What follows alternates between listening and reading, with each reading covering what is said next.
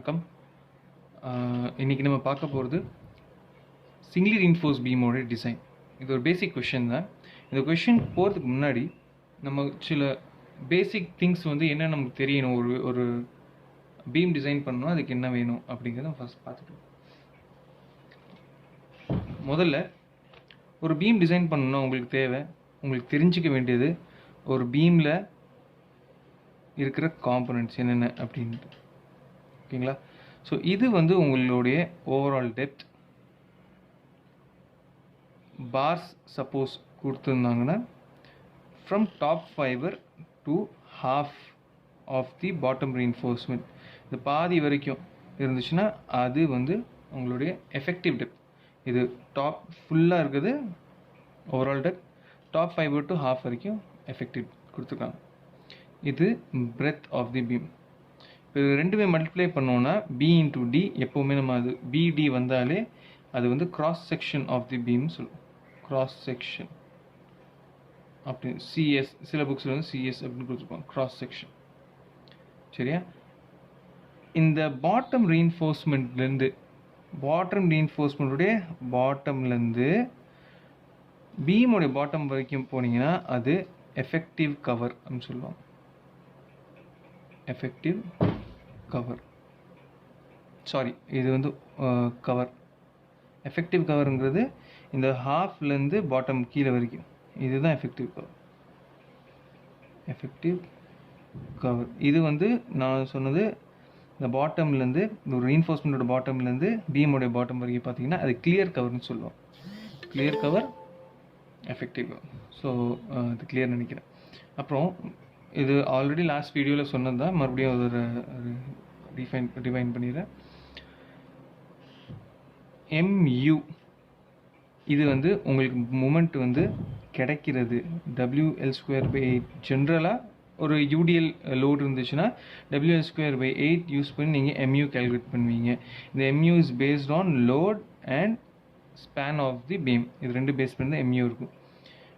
Mu limit இது purely based on cross section. எப்போல்லாம் mu greater then mu லிமிட்டாக வருதோ, உங்களுக்கு கிடைக்கிற எம்யூ உங்கள் கிராஸ் செக்ஷன் எவ்வளோ தாங்க முடியுமோ அதுதான் இந்த எம்யூ லிமிட். சரிங்களா? இந்த எம்யூ லிமிட்டை விட உங்கள் கிராஸ் செக்ஷன் எவ்வளோ மூமெண்ட்டை தாங்க முடியுமோ, ரெசிஸ்ட் பண்ண முடியுமோ, அதை விட உங்களுக்கு கிடைக்கிற மூமெண்ட் எம்யூ அதிகமாக இருந்துச்சுன்னா ரெண்டு விஷயம் நீங்கள் பண்ணலாம். ஒன்று, பீமோடைய கிராஸ் செக்ஷன் இன்க்ரீஸ் பண்ணலாம், டெப்த் இன்க்ரீஸ் பண்ணலாம், அதே மாதிரி சைமல்டேனியஸாக பிரெத் இன்க்ரீஸ் பண்ணலாம். அப்படி இன்க்ரீஸ் பண்ணிங்கன்னா உங்களுக்கு என்ன ஆகும்னா எம்யூ லிமிட் அதிகமாக வந்துடும். எம்யூ லிமிட் அதிகமாக வந்துடும். சப்போஸ் இன்கேஸ், நிறைய கேசஸில் இப்படி தான் நடக்குது, உங்களுடைய டெப்த்து ரெஸ்ட்ரிக்ட் பண்ணியிருக்காங்க, அதாவது குறிப்பிட்ட அளவுக்கு தான் வச்சுருக்கணும், அதை விட அதிகமாக போகக்கூடாது அப்படிங்கிற மாதிரி ரெஸ்ட்ரிக்ட் பண்ணியிருந்தாங்கன்னா நீங்கள் வேறு வழியே இல்லாமல் டபுளி ரீன்ஃபோர்ஸ் செக்ஷன் தான் போகும்.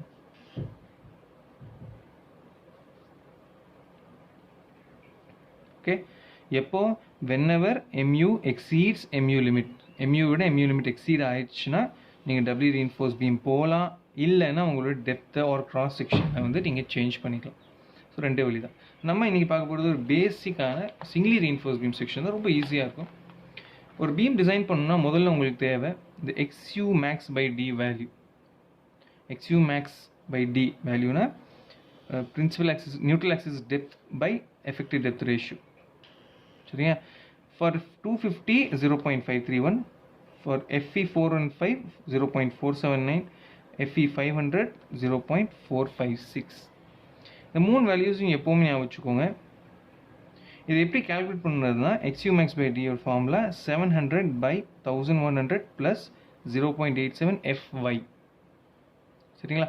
ஸோ இதை ஃபார்முலா பேஸ் பண்ணி தான் நம்ம இதெல்லாமே கால்குலேட் பண்ணி வச்சுக்கோம். இது கால்குலேட் பண்ணி வச்சுக்கிறது நல்லது. ஏன்னா நம்ம ஃப்யூச்சரில் சால்வ் பண்ணும்போது அடிக்கடி கால்குலேட் பண்ண தேவையில்லை. இந்த டேட்டாஸ் அப்படியே இன்கார்பரேட் பண்ணி நம்ம சால்வ் பண்ணிக்கலாம்.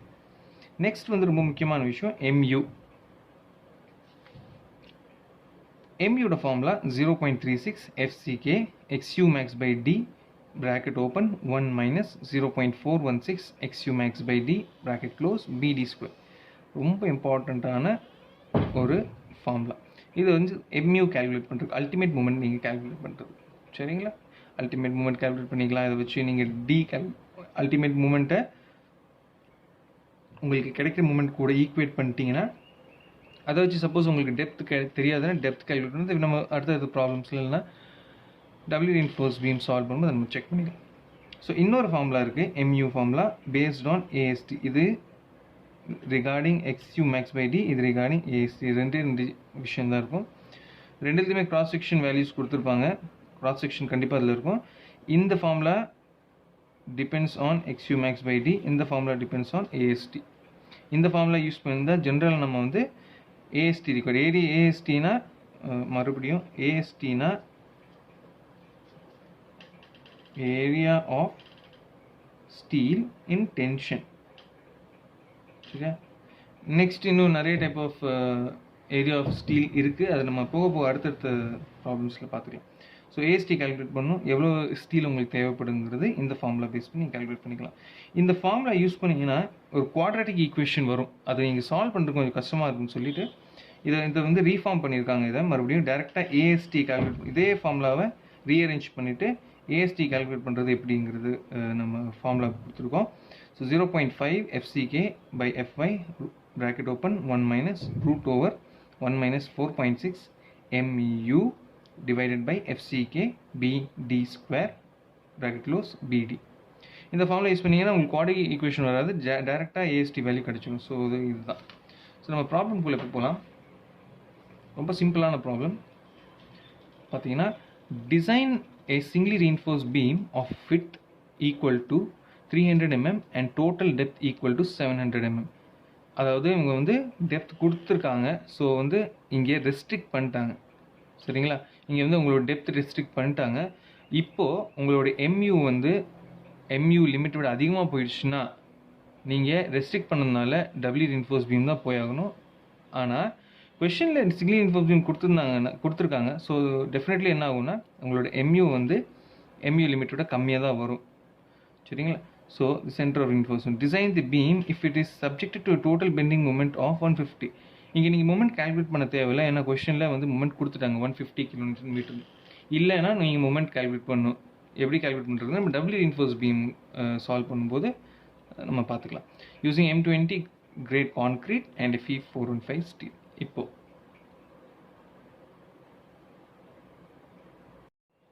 ஸோ ஃபர்ஸ்ட் எடுத்த உடனே நீங்கள் என்ன பண்ணுங்கள், சொல்யூஷன் என்னென்ன டேட்டாஸ் கொடுத்துருக்காங்களோ அதை எழுதிக்கோங்க. பிரெத் ஆஃப் தி பீம் கொடுத்துருக்காங்க. பிரெத் ஆஃப் தி பீம் எவ்வளோ கொடுத்துருக்காங்க? So breadth or width of the beam 300 mm கொடுத்துருக்காங்க. Again depth of the beam, depth வந்து இங்கே ஓவரால் டெப்த் தான் கொடுத்துருக்காங்க. டெப்த் ஈக்குவல்ஸ் டு 700 mm கொடுத்துருக்காங்க. கவர் கொடுத்துருக்காங்க. கவர் வந்து 40 mm கொடுத்துருக்காங்க. இதெல்லாம் டீட்டெயில்ஸும் உங்களுக்கு கொடுத்துருக்காங்க. 40 mm to the centre of the reinforcement கொடுத்துருக்காங்க. அதாவது எஃபெக்டிவ் கவர் கொடுத்துருக்காங்க, not clear cover, effective cover கொடுத்துருக்காங்க. ஸோ உங்களுக்கு டைரெக்டாக என்ன ஆகும்னா ஸ்மால் டி கிடைக்கணும். எஃபெக்டிவ் டெப்த் வேணும்னா இங்கே டயக்ராம் நான் போட்டு காட்டிடுறேன். இது வந்து டோட்டலாக டி 700 mm கொடுத்துருக்காங்க. சரிங்களா? கவர் இங்கே ஃபார் எக்ஸாம்பிள் நான் இப்போதைக்கு 2 ரீஇன்ஃபோர்ஸ்மெண்ட் கொடுக்குறேன் புரிஞ்சுக்கிறதுக்காக. இங்கே இந்த ஹாஃப்லேருந்து இது வரைக்கும் எஃபெக்டிவ் கவர் எவ்வளோ கொடுத்துருக்காங்கன்னா 40 mm கொடுத்துட்டாங்க அவங்க. சரிங்களா? அதே மாதிரி ஸ்மால் டி நம்ம கால்குலேட் பண்ண போகிறோம். ஸ்மால் டி எப்படி கால்குலேட் பண்ணுறது? கேபிட்டல் டி மைனஸ் கவர், அதாவது 700 மைனஸ் 40. ஸோ உங்களுக்கு என்ன கிடைக்கும்னா 660 கிடைக்கும். கரெக்டாக 660 mm. ஸோ உங்களோட எஃபெக்டிவ் டெப்த்தோட வேல்யூ 660 mm. எஃபெக்டிவ் டெப்த் தான் ரொம்ப முக்கியம். ஏன்னா எல்லா இடத்துலையுமே நீங்கள் யூஸ் பண்ணுற எல்லா இடத்துலையுமே வந்து எஃபெக்டிவ் டெப்த் தான் யூஸ் பண்ணுவோம் கால்குலேஷன் பர்பஸஸ்க்காக. ஓகே, நெக்ஸ்ட் டிசைன் மூமெண்ட், அதாவது MUD ஜஸ்ட் MU மட்டும்தான் கொடுத்துருந்தாங்க அவங்க கொஷனில் 150 kN. இதை வந்து நீங்கள் ஃபேக்டர் பண்ணணும். ஏன்னா நமக்கு வந்து அவங்க ஃபேக்டர்ட் மூமெண்ட்னு எதுவுமே சொல்லலை. ஸோ நம்ம ஃபேக்டர் பண்ணணும். ஸோ kN கொடுத்ததுனால into 10⁶ நம்ம பண்ணிக்கலாம். Multiplied by 1.5 partial safety factor இதுக்கு பேர். மல்டிப்ளை பண்ணோன்னா நமக்கு 225 into 10 to the power கிடைக்கும். 225 into 10 to the power 6 Newton mm கிடைக்கும். ஓகேங்களா? நெக்ஸ்ட் mu லிமிட் கால்குலேட் பண்ணுறோம். mu லிமிட்டோட ஃபார்முலா mu லிமிட் ரெண்டுமே ஒரே ஃபார்முலா தான். mu லிமிட்டோட ஃபார்முலா ஆல்ரெடி நம்ம இங்கே எழுதி வச்சுருக்கோம். சரி, mu லிமிட்னு வச்சுக்கோம். ஸோ mu லிமிட்டோட formula 0.36 FCK XU max by D 1 minus 0.416 XU max by D BD square. கரெக்டா? ஸோ நம்ம டேரெக்டாக இங்கே எழுதிக்கலாம். 0.36 FCK XU max by D 1 minus 0.416 XU max by D BD square. So இப்போ 0.36 நமக்கு தெரியும். 0.36 FCK ஓட வேல்யூ M20 கிரேட் கான்கிரீட், அதனால் 20. XU max by D ஓட வேல்யூ ஃபார் Fe415 ஸ்டீல் நம்ம டேபிள்லேருந்து எடுத்துக்கலாம், சால்வ் பண்ண தேவையில்லை. Fe415 ஸ்டீலுக்கு XU max by D value 0.479. டேரெக்டாக இங்கே சப்ஸ்டியூட் நீங்கள் பண்ணிக்கலாம். So multiplied by 0.479 bracket open 1 minus 0.416 into மறுபடியும் XU max by D value 0.479 multiplied by BD square. B ஓட value 300 into small d value 660. Okay, இது எல்லாத்தையுமே நீங்கள் சால்வ் பண்ணீங்கன்னா உங்களுக்கு 360.8 into 10 power 6 நியூட்டன் mm கிடைக்கும். இப்போ இது வந்து நம்ம MUD கூட நீங்கள் கம்பேர் பண்ணணும். MU லிமிட் வந்து என்ன ஆயிடுச்சு, இப்போது இஸ் கிரேட்டர் தென் MUD. அதாவது என்ன அர்த்தம்னா, உங்களுடைய பீமை வந்து நீங்கள் என்ன கிராஸ் செக்ஷன் இருக்கோ அதை சேஞ்சஸ் பண்ண வேணாம். நீங்கள் டபுள்லி ரீஇன்ஃபோர்ஸ் பீமாகவும் போக வேணாம். நீங்கள் சிங்கிளி ரீஇன்ஃபோர்ஸ் பீமாகவே கண்டினியூ பண்ணலாம். இங்கே எழுதிக்கோங்க, since MU limit is greater than MUD,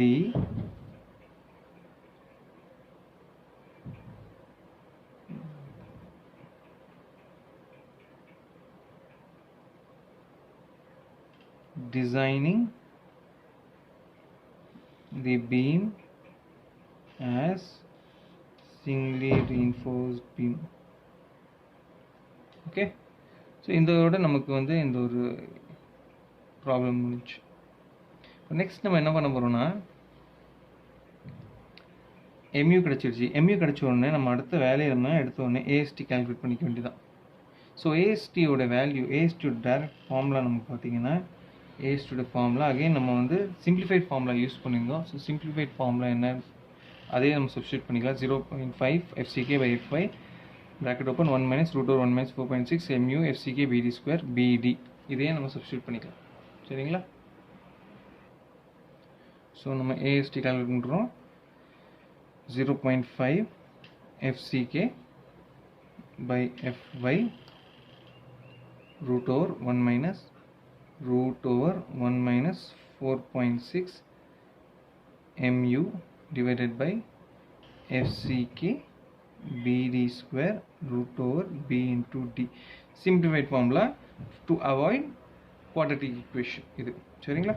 So 0.5 into 20 divided by 415.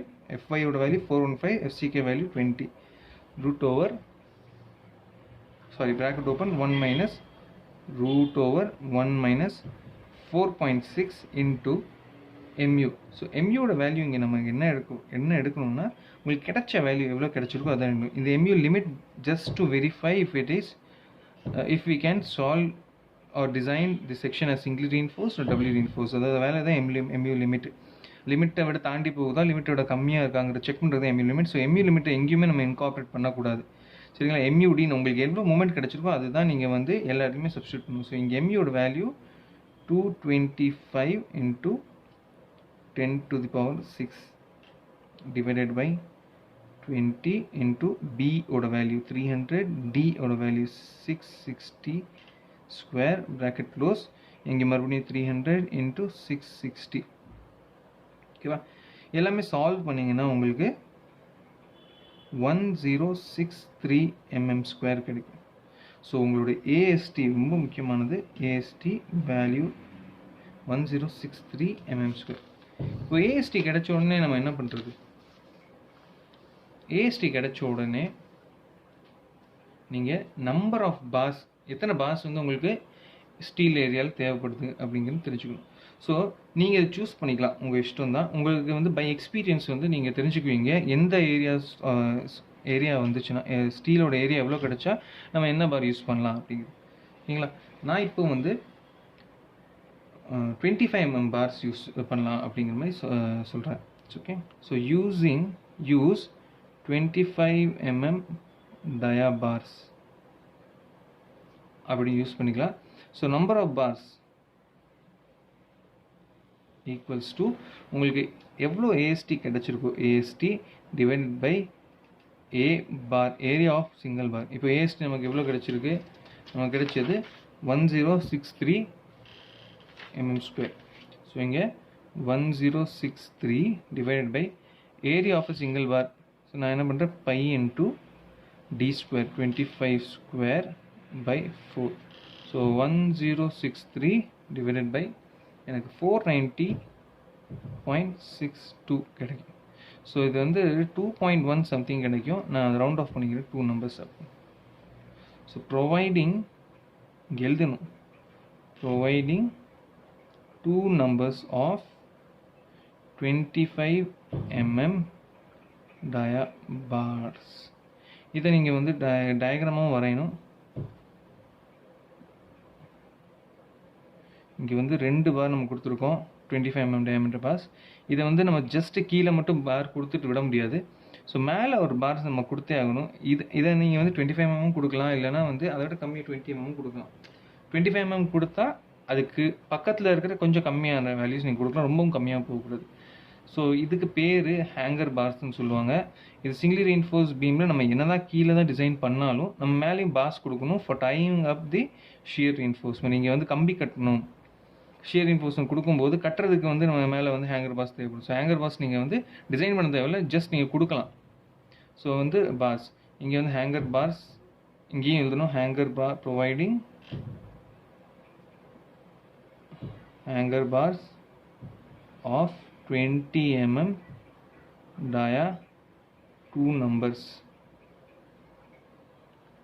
20 mm dia.